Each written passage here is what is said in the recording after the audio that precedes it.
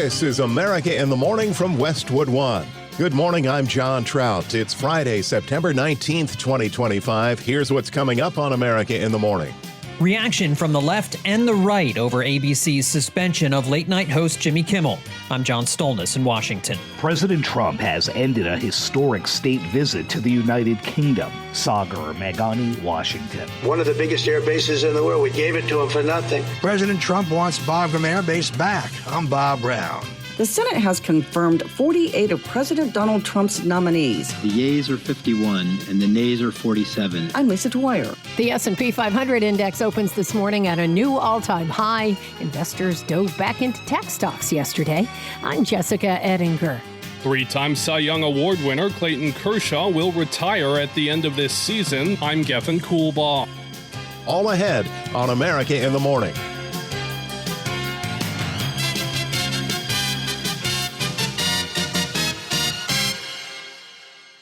A day after ABC decides to indefinitely suspend late-night host Jimmy Kimmel, many Democrats are up in arms over what they see as a violation of free speech by the Trump administration. John Stolnis has more from Washington. Senator Chris Van Hollen, just one of dozens of Democratic lawmakers outraged at what he sees as President Trump's chosen head of the FCC, Brendan Carr, threatening ABC station affiliate owners Sinclair and Nexstar with possible suspensions of their license if they didn't threaten to pull Jimmy Kimmel's late-night show from their local affiliates. Those who cave in, those like ABC who cave in, what they do is give the bully an even bigger appetite.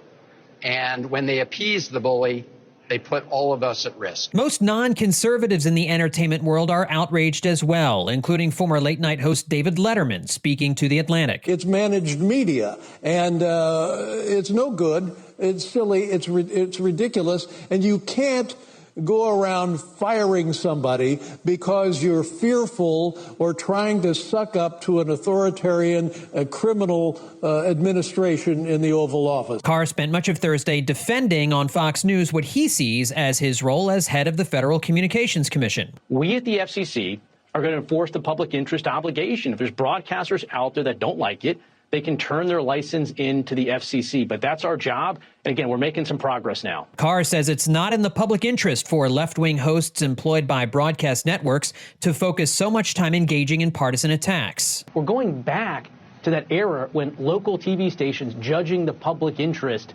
get to decide what the American people think. And again, we're constraining the power through those actions of Disney, of Comcast. I think the American public are going to be much better off. But yeah, I don't think this is the last shoe to drop. House Speaker Mike Johnson on Fox News was one of dozens of Republican lawmakers defending ABC's actions and disputing Democratic claims the FCC strong-armed stations to take Kimmel off the air. In the private employer space, you have all the right in the world to have standards for your company, standards for your broadcast brand. As he flew home from his two-day trip to the United Kingdom, President Trump commented on ABC's decision. You have a network and you have evening shows and all they do is hit Trump.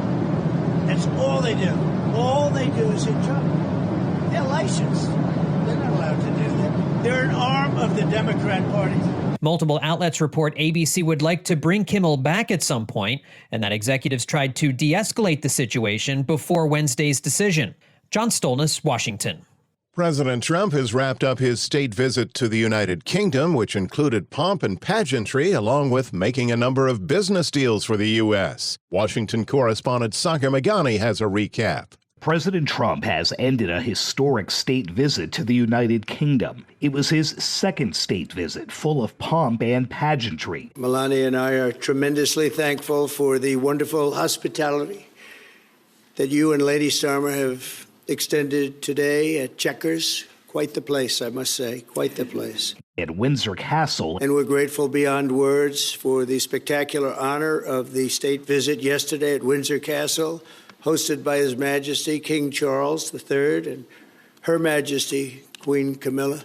These are two fantastic people. And at a 16th century manor house northwest of London. We will always be friends. Between King Charles and Prime Minister Keir Starmer, the charm offensive seemed to work. With the new agreement that we've just signed this afternoon, we're confirming our status as the first partners in science and technology, ready to define this century together just as we did the last. The visit largely sidestepped major public disagreements over trade, immigration, and other issues, like Britain's impending move to recognize a Palestinian state.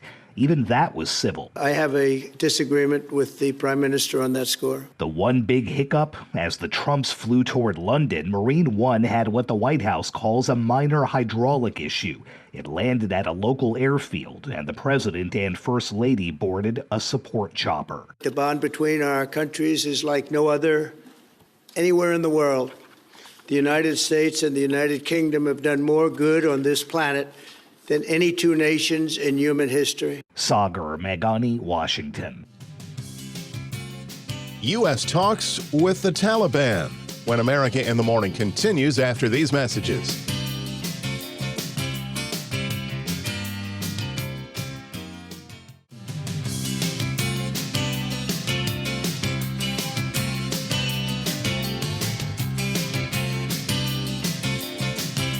Welcome back. This is America in the Morning.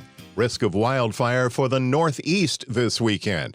Here's AccuWeather.com meteorologist LaTroy Thornton with the outlook. Dry conditions are quite likely to persist, at least in the Northeast dry zones, right through the start of next week as high pressure drifts out of Canada. While this will mean a nice weekend for outdoor activities for the most part, the dry ground combined with increasing wind associated with a cold front that won't encounter enough moisture to spark precipitation today as it drives through the region means an elevated risk for the start and spread of wildfires over much of New England today, including Maine, New Hampshire, and nearly all of Vermont and northern and western Massachusetts. This does include just about all of the area that's in a rapidly expanding severe drought zone. There is somewhat better news for the area from southern Illinois to the Arkansas-Mississippi border, where some risk for much-needed showers and thunderstorms arises today as a disturbance makes its way out of the plains. Any rain will help to stop the expansion of drought conditions in this area, and mainly northern parts of this region have the risk for at least an afternoon thunderstorm right through the weekend and into early next week. However, another part of today's wet weather risk should end up centered farther to the north, where the core of a storm will mean showers and thunderstorms, even some pockets of steadier rain from Iowa and the Dakotas through Minnesota and western Wisconsin. Much of Southern California dries out today after some tropically enhanced downpours yesterday, with a focus of this activity now shifting farther inland through the high ground of the state and toward Arizona and Nevada. The northwestern U.S. looks quite dry today, as does the majority of the eastern one-third of the nation outside of Central and South Florida. In San Diego, today brings some sun, but it stays humid, high 80. St. Cloud, Minnesota lives up to that name today with clouds, showers, and a thunderstorm, and cooler conditions, the high just 70. That's the weather across America. I'm AccuWeather.com meteorologist LaTroy Thornton. Follow us wherever you get your podcasts. Simply search America in the Morning in your favorite listening app. President Trump wants Afghanistan to turn over Bagram Air Force Base to the United States.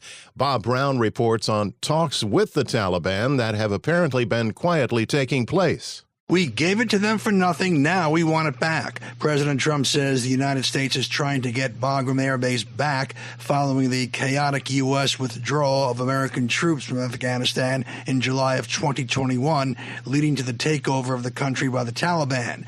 Political observers say the U.S. is looking to reestablish a presence in the region. One of the biggest air bases in the world. We gave it to them for nothing. President making his comments on the final day of his visit to the U.K. We're trying to get it back, by the way. Okay, that could be a little breaking news. We're trying to get it back because they need things from us. We want that base back.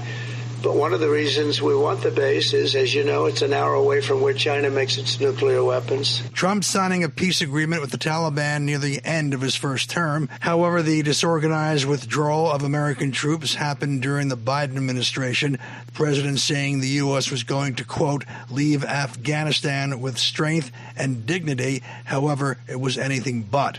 The U.S. had fought a 20-year war in Afghanistan. I'm Bob Brown.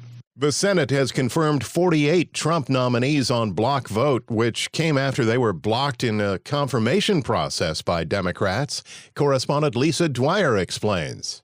The Senate has confirmed 48 of President Donald Trump's nominees. Republicans acted for the first time under new rules to clear a backlog of executive branch positions that had been delayed by Democrats. On this vote, the yeas are 51 and the nays are 47, and the nominations on block are confirmed. Frustrated by the stalling tactics, Senate Republicans moved last week to make it easier to confirm large groups of lower-level, non-judicial nominations. The new Senate rules allow Senate Republicans to move multiple nominees with a simple majority vote. The rules do not apply to judicial nominations or high-level cabinet posts. I'm Lisa Dwyer. When we return on America in the Morning, online concert ticket seller sued after these messages.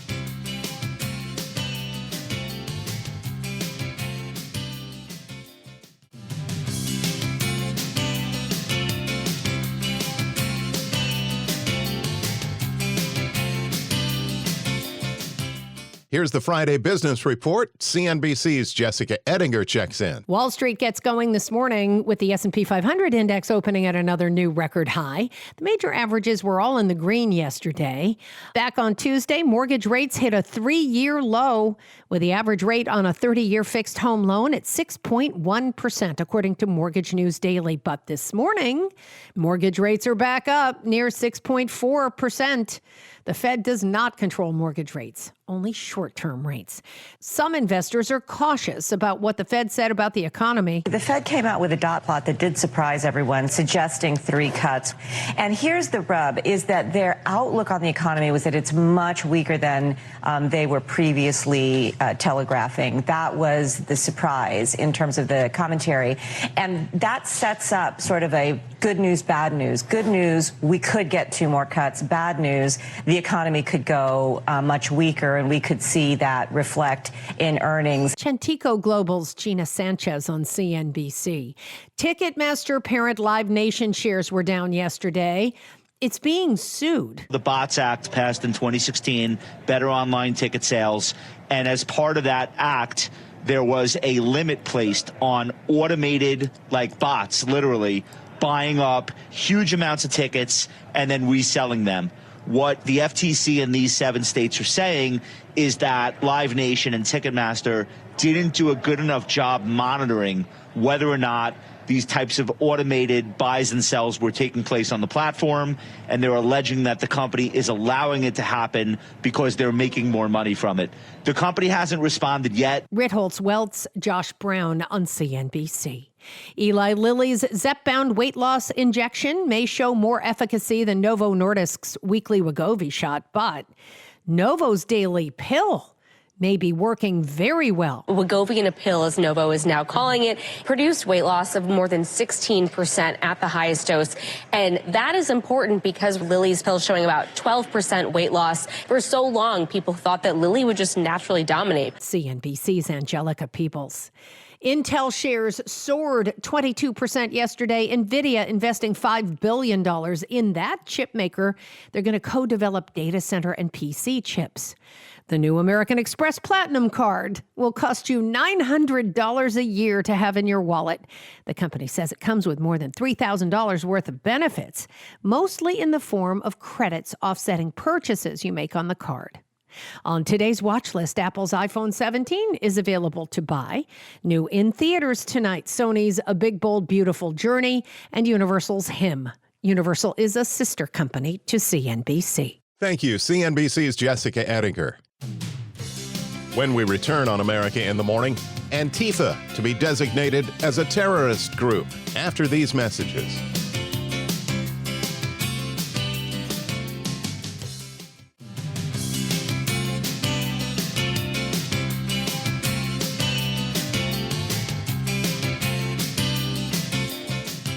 This is America in the Morning. Thanks for listening. President Trump says he's going to designate Antifa as a terrorist group, but there are questions as to how it can be legally done. Correspondent Ben Thomas explains. Antifa is terrible. President Trump asked by a reporter if he would designate Antifa as a domestic terror organization. I would do that 100%, and others also, by the way. Now he's amplifying that with a social media post calling Antifa a sick, dangerous, radical left disaster and saying he'll designate it as a major terrorist organization. I've been speaking to the Attorney General about bringing RICO against some of the people that you've been reading about that have been putting up millions and millions of dollars for agitation. These aren't protests. These are crimes, what they're doing. Trump raised the idea in 2020 in the midst of the George Floyd protests, but then FBI Director Christopher Wray told lawmakers Antifa is an ideology, not an organization, and lacks the hierarchical structure that would usually allow it to be designated as a terror group. Ben Thomas, Washington.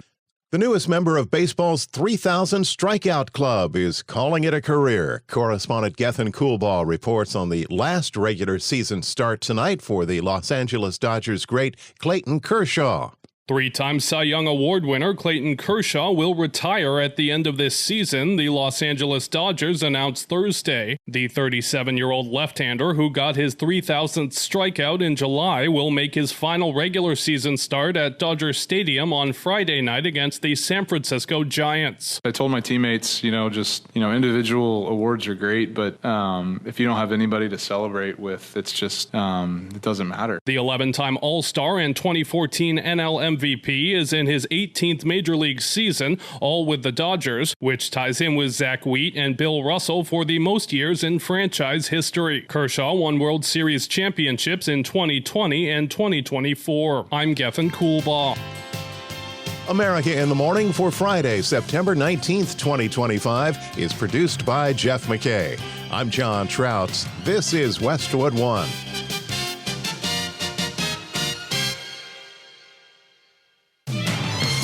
This is America in the Morning from Westwood One. I'm John Trout. Coming up this half hour. Strong emotions from friends of Charlie Kirk. There's incredible sadness, but there's incredible anger. I'm Rich Johnson. An 89-year-old Holocaust survivor was beaten to death allegedly by her 95-year-old roommate. I'm Sue Aller. Free speech debate emerges over the Jimmy Kimmel suspension and a university president's surprise resignation. New Jersey now has an alternative to burial or cremation, composting of human bodies. I'm Julie Walker. This week in theaters, you can take a journey with Colin Farrell and Margot Robbie. I'm Kevin Carr. Now is the time to vote to select Alaska's baddest bear. I'm Ed Donahue. Back after these messages.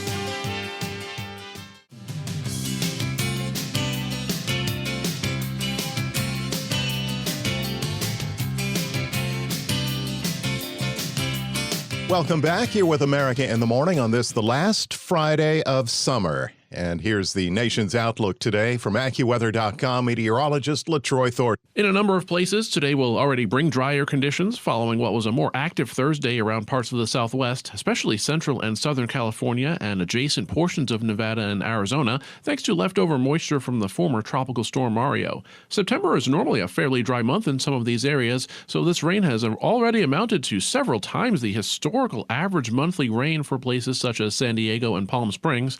As that tropical moisture continues to disperse and diminish, the focus for much of today's heaviest shower and thunderstorm activity turns farther inland and toward the terrain, where some of the Sierra Nevada and its foothills in California stand the highest chance for downpours as thunderstorms redevelop from southwestern Utah through western New Mexico as well.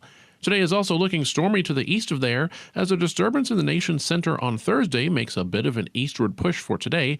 This means less coverage of showers and storms in the plains, at least south of the eastern Dakotas, where it generally stays quite wet today, and more clouds and precipitation over the Midwest. Minnesota and northern Iowa should be the center of activity today, with numerous downpours expected and some thunder at times southward through much of Missouri to southern Arkansas and into Louisiana, another zone where thunderstorms look to become widespread by this afternoon. More spotty storms reach Dallas, even as far south as the northern suburbs of New Orleans. Otherwise, most places east of the Mississippi River will be dry today. Even in an exception such as Florida, today should at least bring less coverage of thunderstorms than was in place yesterday, as the latest plume of enhanced moisture shifts more toward the Bahamas. Today brings quite a bit of sunshine to the eastern seaboard, though. Not a bad end to the work week. That's the weather across America. I'm AccuWeather.com meteorologist LaTroy Thornton. Follow us wherever you get your podcasts. Simply search America in the Morning in your favorite listening app. Authorities in the Phoenix area are preparing for a massive turnout on Sunday for the funeral of conservative activist Charlie Kirk.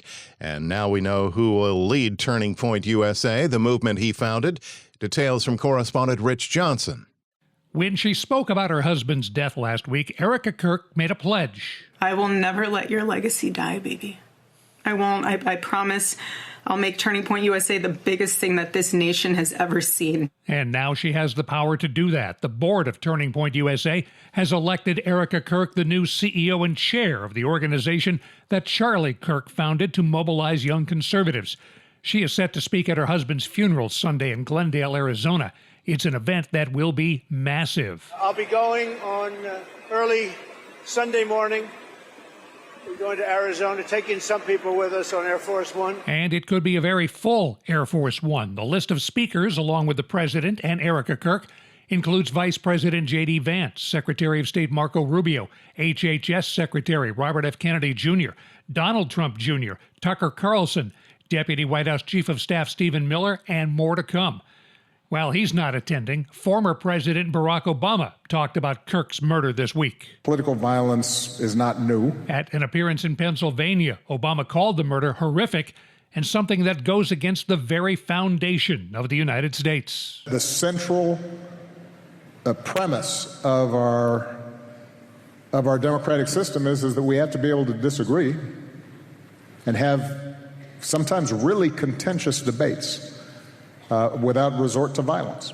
The Department of Homeland Security has labeled Kirk's funeral a Level 1 event on a par with the Super Bowl. And the venue has, in fact, hosted Super Bowls. State Farm Stadium can hold up to 73,000 people for a concert, but that may not be enough. Officials believe that as many as 100,000 will show up. Organizers will use nearby Desert Diamond Arena with a capacity of 20,000 for overflow. Those in the venues and those watching on TV will get to experience Erica Kirk's first event in her new role. And again, in her comments last week, she gave a preview of her future. The cries of this widow will echo around the world like a battle cry. I'm Rich Johnson. ABC's cancellation of Jimmy Kimmel Live has sparked a fierce split among celebrities in Hollywood as well as on Capitol Hill, where members of Congress are debating what is and what is not free speech. Washington correspondent Sagar Meghani looks at what is being described by some as the latest show of President Trump's power over the media landscape. Jimmy Kimmel's late-night show suspension is the latest display of President Trump's growing power over the media landscape. The president's forced settlements, litigation, and programming changes over content he does not like. In this case, ABC moved fast after two affiliate groups said they'd pulled Kimmel's show over his suggestions Charlie Kirk's suspected killer may have been a pro-Trump Republican. The president's FCC chairman had warned the network and affiliates could face consequences if Kimmel was not punished. Asked what the suspension says about free speech, Jimmy Kimmel is not a talented person. He had very bad ratings, and they should have fired him a long time ago. So, you can call that free speech or not. That was in the UK. While at home, former President Obama said the Trump administration's taking cancel culture to a new and dangerous level. I don't necessarily feel like I'm defending democracy, but I do feel like I'm giving this guy a little poke, and he deserves it, and I enjoy it, and I love that people enjoy it too. Kimmel was asked a month ago if he felt under attack for criticizing the president. I don't feel under attack, really. I mean, I think there's a response to every attack, and people love to laugh, and that's never going to change, and there's nothing anybody is ever going to be able to do about that. But it takes more courage now more than ever. I don't know if it's courage. I think courage is when a building is on fire and you go into it, but it's a little more complicated than it used to be. Sagar Meghani, Washington. The killing of 3 police officers while they were serving a warrant has left a small Pennsylvania town shaken to its core.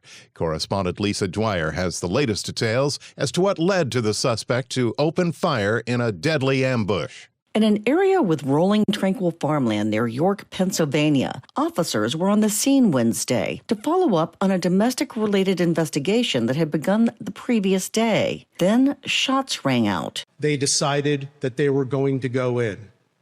The door was open, and upon immediately opening the door, the actor repeatedly fired at the officers with multiple rounds from an AR-15 styled rifle with a suppressor. 3 police officers were fatally shot. 2 other officers were wounded. The shooter was killed by police. Detective Sergeant Cody Becker, Detective Mark Baker, and Detective Isaiah Emenheiser were all killed following the brutal ambush that was committed upon them by the actor. York resident Brian Rice says they are stunned. I'm real familiar because I grew up in this area, and it's strange walking down this road now and seeing all these cars and knowing what happened here with the shooting and the 3 officers that actually got killed and 2 were wounded. Brian and his wife Rose says the area is normally very peaceful. It's just a shame. I don't know how to react to a situation like this because we were never involved in a situation like this. It's rare that this happens around here. It was one of the deadliest days for Pennsylvania police this century. I'm Lisa Dwyer. When we return on America in the Morning, New Jersey to allow composting of the deceased. That and more after these messages.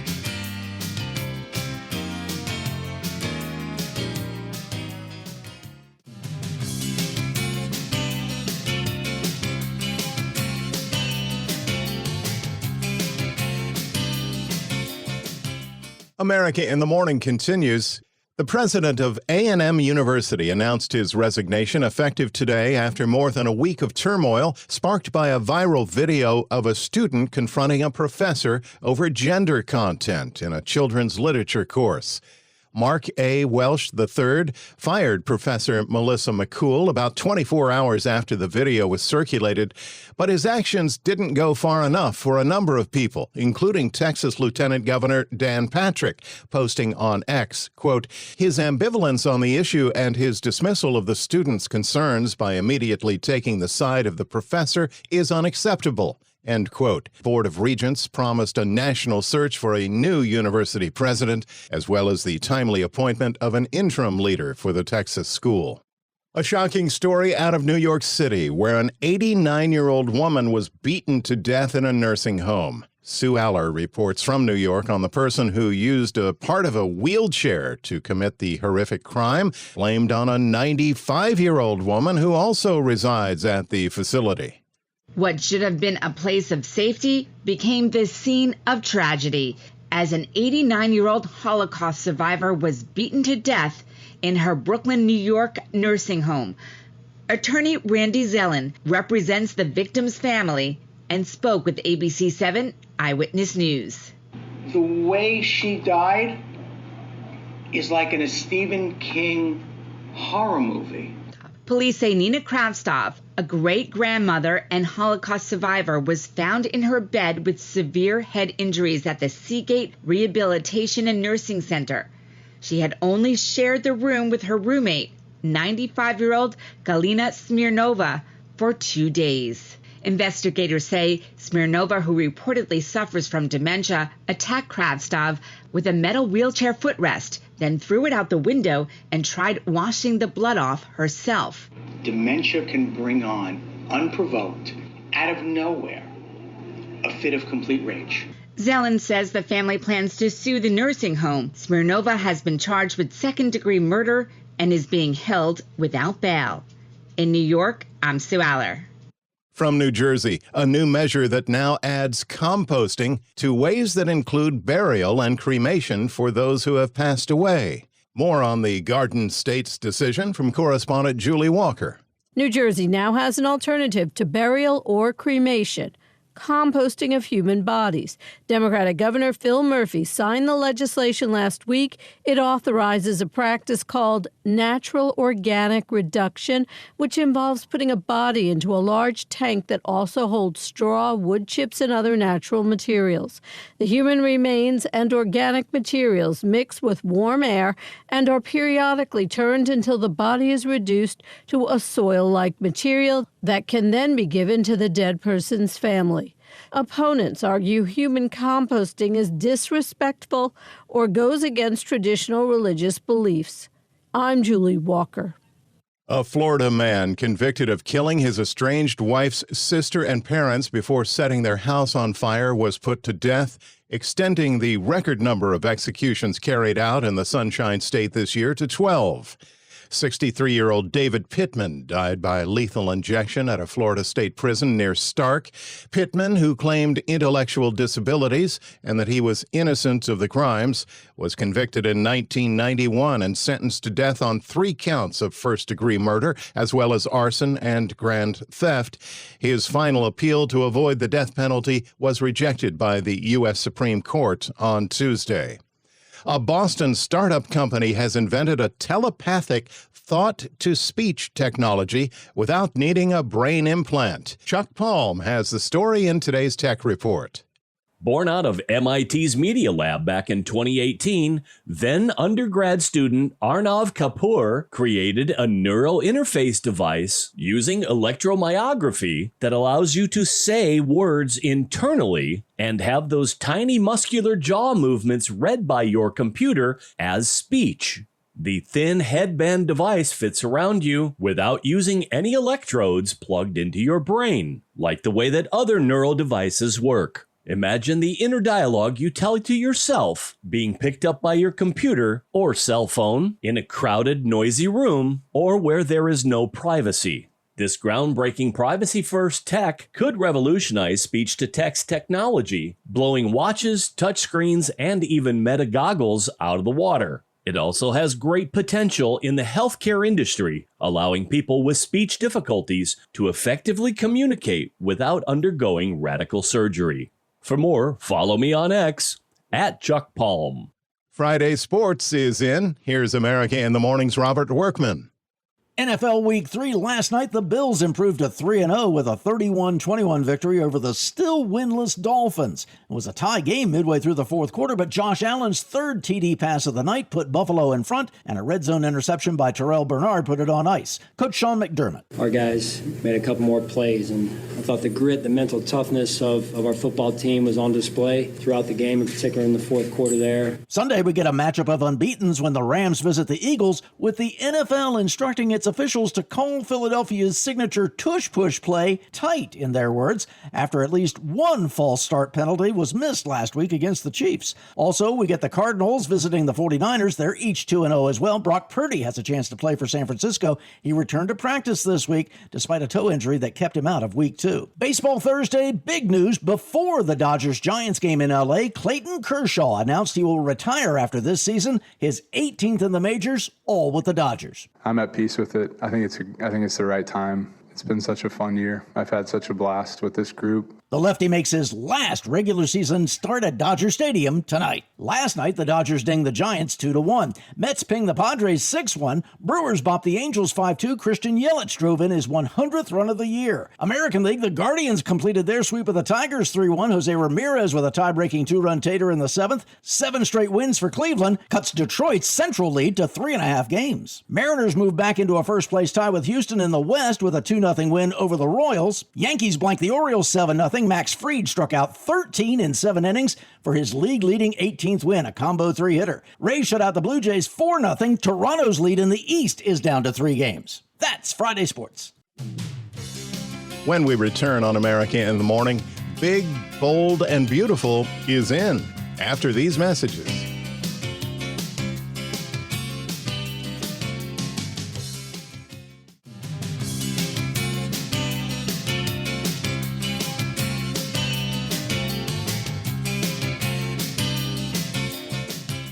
Welcome back. This is America in the Morning. Big, bold, beautiful, and hitting theaters this weekend. Kevin Carr has a sneak peek at a big, bold, beautiful journey. Margot Robbie and Colin Farrell star in a new romance that will renew your faith in beautiful people finding love. I know how this ends. It could be the beginning. With the title that sounds like it was workshopped by Donald Trump, A Big, Bold, Beautiful Journey follows 2 emotionally damaged people whose paths cross on the way home from a wedding. It's funny how the most beautiful places make you feel the most alone, you know? Maybe it just depends on the person you're with. Soon they embark on a journey of self-discovery and healing with a little help from magic. My car won't start. Mine told me to pick you up. The stars sell the film, and not just because they're arguably some of the best-looking people on the planet, because gosh, that must make life hard, right? Their charisma almost makes up for the fact that they're kind of horrible and selfish human beings. However this plays out, it ends in me hurting you. And what if I hurt you? The film has quite a bit of charm, though the characters seem overly eager to accept the impossible. Still, Robbie and Farrell do their best to rise above the sappy premise. What is that? Maybe we should go through it. As sweet as the first part is, the film gets a flat tire and grinds to the halt through the end. All self-realization aside, this is when a big, bold, beautiful journey becomes a bit boring. You know how to fix totaled cars? I do not. How about burning cars? No. A big, bold, beautiful journey gets 2 GPSs out of 5. I'm Kevin Carr, and that's the way I see it. There are unusual contests for everything from tossing tunas in Australia to rolling cheese in England. In Alaska, correspondent Ed Donahue reports that this is the time of year for the contest to find the brawniest Bruin.